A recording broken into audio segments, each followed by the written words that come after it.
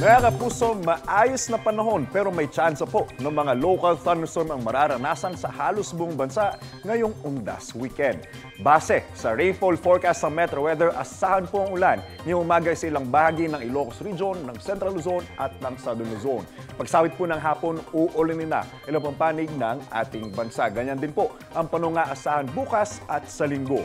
Higit na mataas ang tsansa ng ulan sa bandang hapon o kaya naman ay sa gabi. Posible po ang heavy rain sa ilang lugar na maaaring magdulot ng baha o kaya naman ang landslide, kaya dapat pa rin maging alerto. Ilang panig din ng Metro Manila ang mas mataas ang tsansa ng ulan ngayong araw at sa linggo, lalo na po pagsapit ng hapon. Ayon sa Pag-asa, mga local thunderstorm ang mararanasan sa halos buong bansa, maliban na lang po sa western section ng Luzon na apektado ng trough o extension ng Bagyong Leon, kahit nasa labas na po yan ng Philippine Air Responsibility. Paalala mga kapuso, stay safe and stay updated.